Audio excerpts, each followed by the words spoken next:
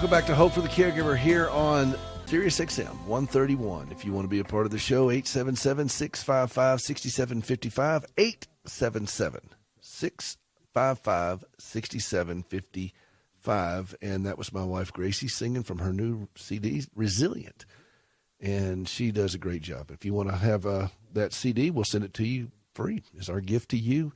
We're asking for folks that just contribute any amount. It doesn't matter, whatever, to Standing with Hope to help us with the trip coming up this summer, with the shipping of prosthetic supplies, with all the work we do with amputees. You can sponsor this show, whatever's on your heart to do it. And then Gracie and I'll send you that CD.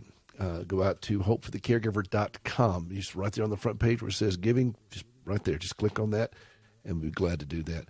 All right, John, I have been involved in a couple different interviews and caregiver summits online with a friend of mine, Anthony Cirillo, and he is on the phone right now.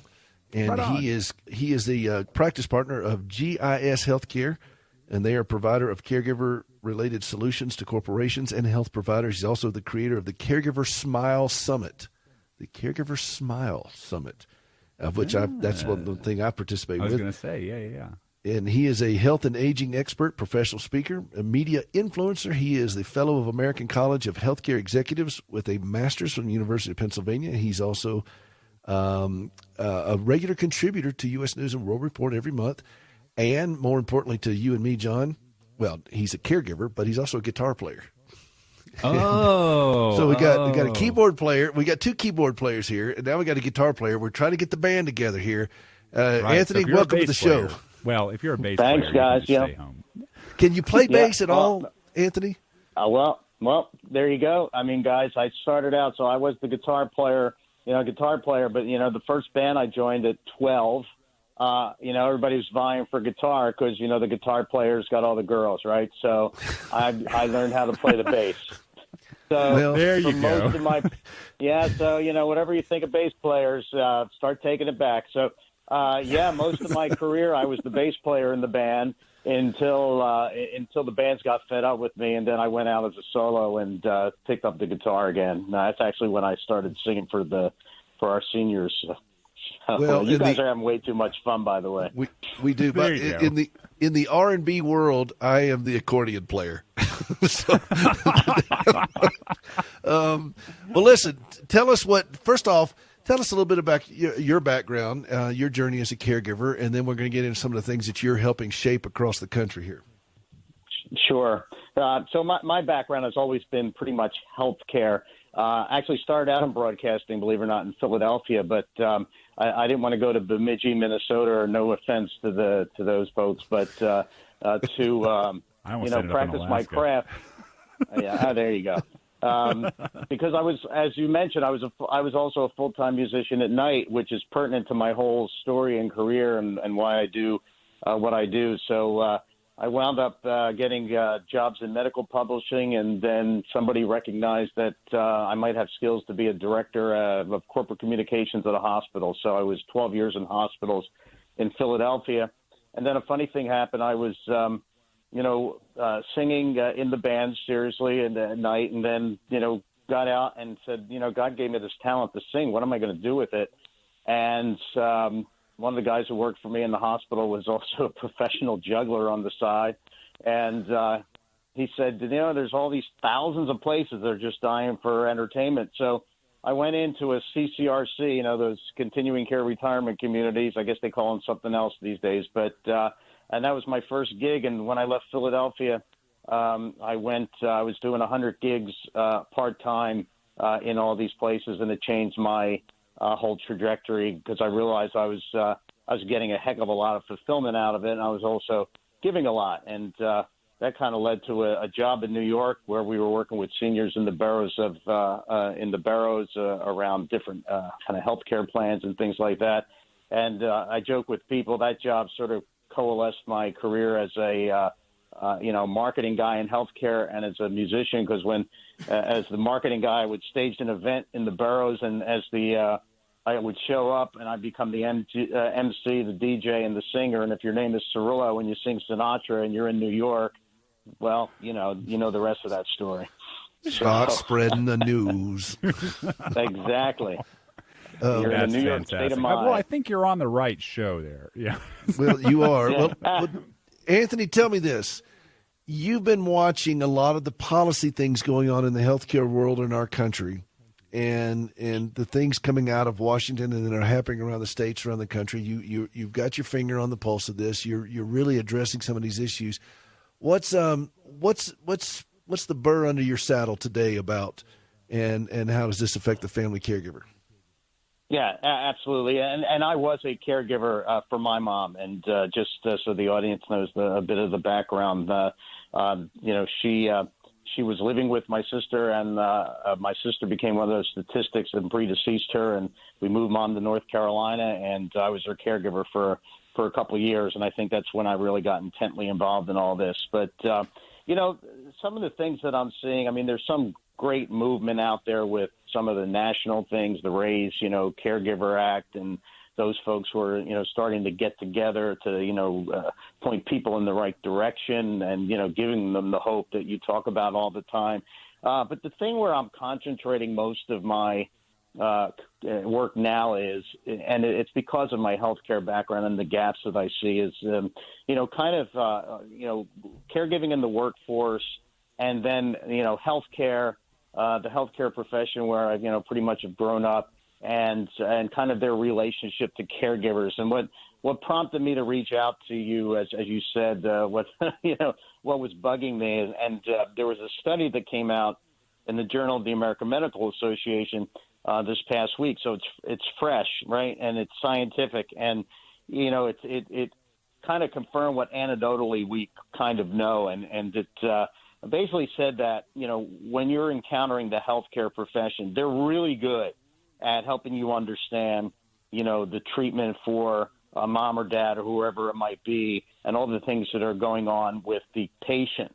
But they're horrible, or non-existent when it comes to asking the caregiver kind of, how are you doing? And what can we do for you?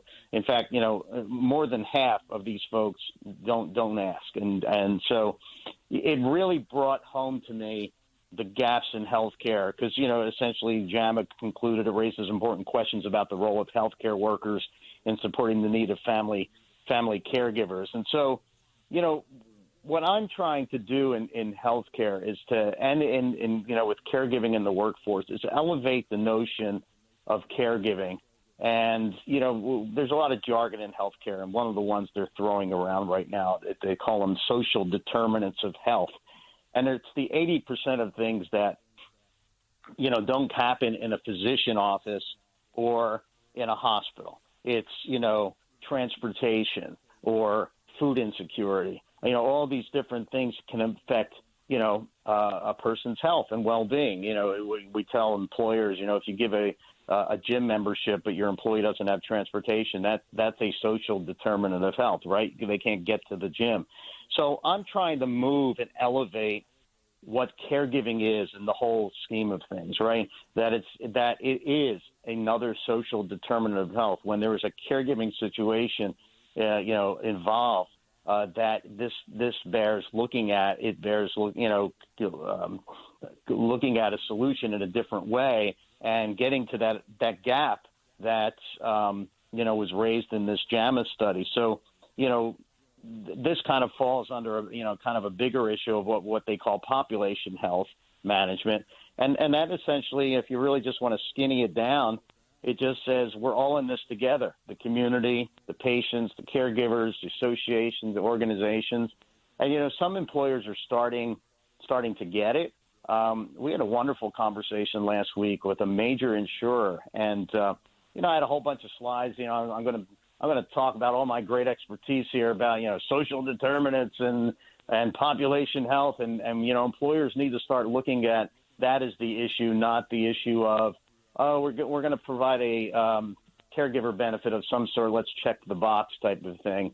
And the person from this company basically said, we understand that the overall health of our employee is the most important thing, and before and of our customers, because it was really more of a customer conversation. And they said before we can ever get them to consider our XYZ policy or whatever other product we have to make sure that they as a caregiver are healthy and less stressed, where they can make better decisions.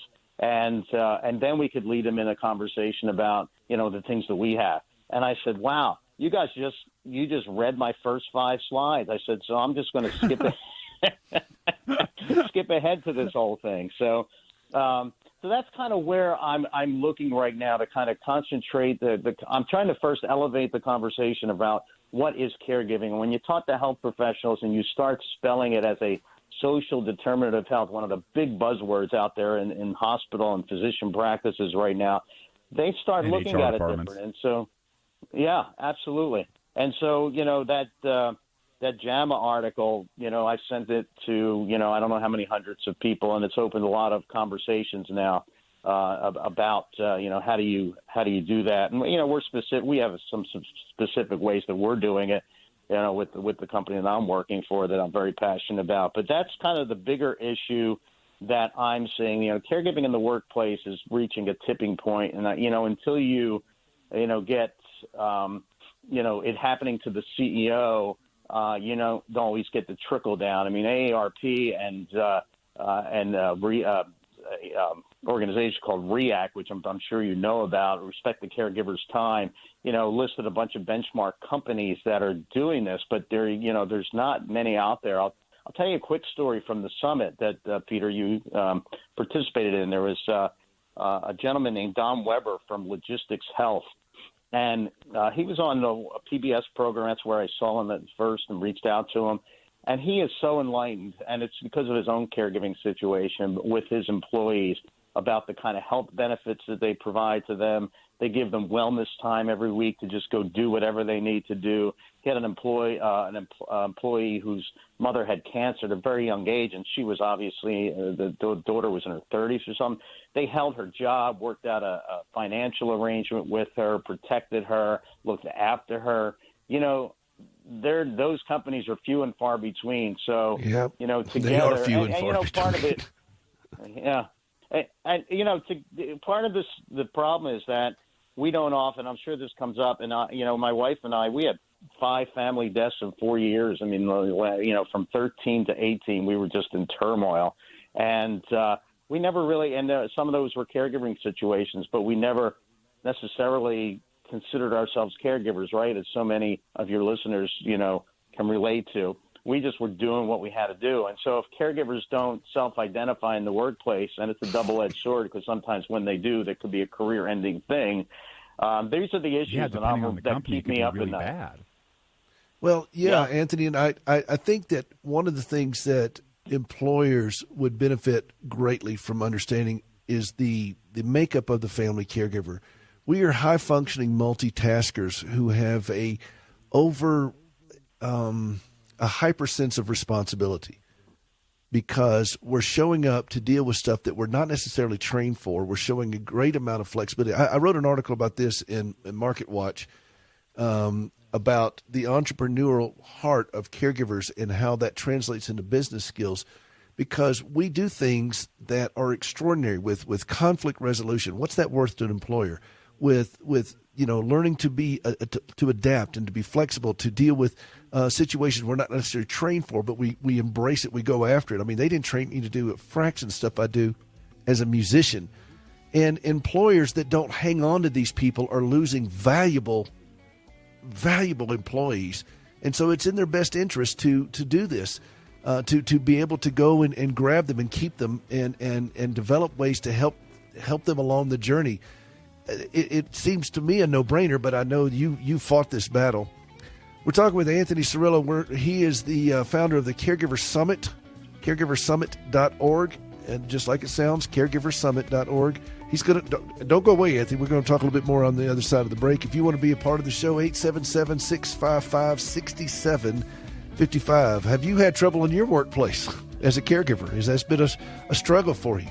This is the place for it. There's some things that you can to do about this. You can learn to work through this. Okay. As a caregiver, think about all the legal documents you need. Power of attorney, a will, living wills, and so many more. Then think about such things as disputes about medical bills. What if, instead of shelling out hefty fees for a few days of legal help, You paid a monthly membership and got a law firm for life. Well, we're taking legal representation and making some revisions in the form of accessible, affordable, full-service coverage. Finally, you can live life knowing you have a lawyer in your back pocket who, at the same time, isn't emptying it. It's called Legal Shield, and it's practical, affordable, and a must for the family caregiver. Visit caregiverlegal.com. That's caregiverlegal.com. Isn't it about time someone started advocating for you? www.caregiverlegal.com, an independent associate. Have you ever struggled to trust God when lousy things happen to you? I'm Gracie Rosenberger, and in 1983, I experienced a horrific car accident leading to 80 surgeries and both legs amputated. I questioned why God allowed something so brutal to happen to me. But over time, my questions changed, and I discovered courage to trust God. That understanding, along with an appreciation for quality prosthetic limbs, led me to establish Standing with Hope. For more than a dozen years, we've been working with the government of Ghana and West Africa, equipping and training local workers to build and maintain quality prosthetic limbs for their own people. On a regular basis, we purchase and ship equipment and supplies, and with the help of inmates in a Tennessee prison, we also recycle parts from donated limbs. All of this is to point others to Christ, the source of my hope and strength. Please visit standingwithhope.com to learn more and participate in lifting others up. That's standingwithhope.com. I'm Gracie, and I am Standing with Hope. He will be strong to deliver me safe, and the joy of the Lord is my strength.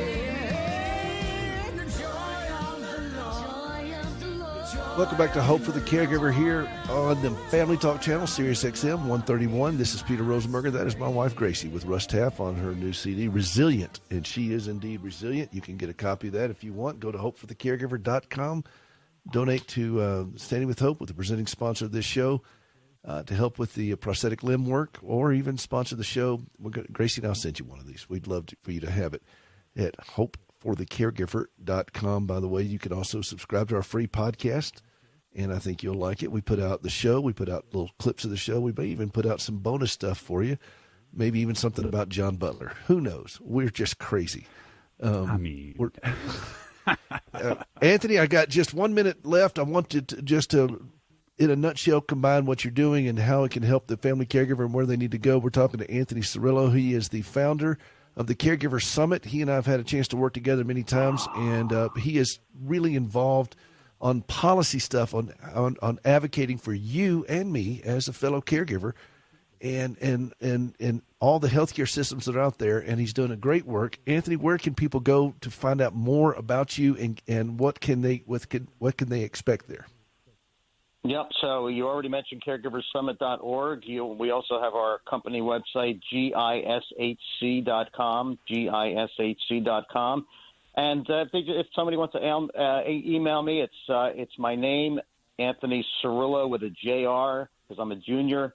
It's ANTHONYCIRILLOJR at Gmail. Essentially, what we're doing, with the company that I'm working with, and I'm passionate about what we do, is because, all those videos that are part of that Caregiver Summit are also part of our solution, and we have a caregiver solution that we bring out to companies that involves, advocates as well as information for all life stages and ages. So it's not just about caring for older loved ones, could be an autistic child, a foster situation, whatever it might be. So we have a combination of services and high tech, high touch that we believe and it's all original content that we believe can change kind of how we're looking at this. And the thing that I'm doing that's I think is the most important is that we're starting to talk to healthcare systems about this, and we actually have a little card that we can equip physician offices with, so that when they're on the ground, right face to face with a caregiver, you can basically say, hey, I've got something for you. Give them this card, and it entitles them to all the the services. So we're working to get health systems involved in this, realizing at the end of the day, this impacts total overall health. And because some of that works back to when I was a caregiver, and my physician had me in for my physical, and I keep myself in pretty good shape. And then he wanted to see me 3 months later, and I said, well, why? Well, he was also caring for my mom. That's how I found him, and he was so caring that I switched doctors and went to him. And my mom had every bit of her cognition till the end at 94, and I could do a whole show with you on stories of mom. But he wanted me there because of my stress level, and it's physicians like him who tell me that if we had a solution that we could just give to people, because they don't have the time. They probably look at this JAMA study and say, we want to do all these things. We don't have the time. There's a collective shrug, and I get that. Well, I mean, but there's what? A finite amount of seconds in the day, and you have to put the right tool to the right job, and they're involved in so many other things that it's completely understandable. Well, and Anthony, you're the right person to do what you're doing right now, and you're doing a great work on it. And I appreciate you taking the time to call the show. I want you to keep calling back in. We're going to address these subjects periodically, so don't be a stranger. All right. I will not. Thank you, guys. Right. Anthony Cirillo, appreciate it very much. GISHC.com. I'll put this out on our podcast as well, and then it's on our Facebook at hopeforthecaregiver.com on our Facebook page, GISHC.com. Hey, listen, Valentine's Day is coming up this week. Here's a little something. I want to throw this out to you. If you are a caregiving spouse, let go of the expectations and just deal with the day as it is. Valentine's Day tends to be a little bit more of a fabricated holiday. It's not scripturally sanctioned. Let me just say that. And I think it's driven mostly by Hallmark, but that's just me. Call me silly. And all right, my favorite holiday is Arbor Day. You plant a tree, you give it some water, you say a prayer, you walk away. Nobody gets hurt. There's no parade. All right. But Valentine's Day is coming up, and it comes with it a lot of drama for the family caregiver, particularly if you're a spouse and maybe your loved one your wife or your husband is in the hospital or has dementia or doesn't even know your name anymore. Okay. These are painful things. I get it. So lower the expectations of what this has got to be and just appreciate the beauty for what it is. And if they can't get you a card, go get yourself a card. Okay, send the kind of card that honors the love that you two share, even if your husband or your wife can't do that with you. Send it to yourself anyway. All right, do something that's going to feed your soul. That was our caregiver tip of the day: feed your soul. If your loved one is gone, fix their favorite meal and celebrate, and then invite somebody over to share it with you. Okay, this was your husband's favorite meal. This was your wife's favorite meal, or whatever. Go to your favorite. Just do something that honors that love. All right. I saw a picture on the internet recently that it was an elderly gentleman in a booth in a restaurant. I saw that, and he was having coffee with a picture of his deceased wife. Whatever feeds your soul, and if your spouse is a caregiver for parents, and a lot of times this is happening with husbands whose wives are taking care of their aging parents. Be kind to them for Valentine's Day. Don't make it about expectations that she's somehow got to make this special for you on every level. Okay, if things don't go the way you want it to, make it comfortable and special for her. It may be just that you have a nice dinner for her when she gets home from the nursing home or from hospice or whatever. Have the bed, fresh sheets in the bed, put out her favorite pajamas, not a costume you want her to wear, just the favorite pajamas that don't put on the Marvin Gaye music. Just care for her. Fold and clean the laundry. Romance starts sometimes in the laundry room or in the kitchen. And it may not be everything you want it to be, but just be kind, okay? The love you have transcends one day. Don't try to cram all that love into one day, okay? Let it just breathe. This is Hope for the Caregiver, hopeforthecaregiver.com. Love doing the show. I love having you here. Healthy caregivers make better caregivers. We'll see you next week. Today's a great day to start being healthy, by the way. Okay? We'll see you next week.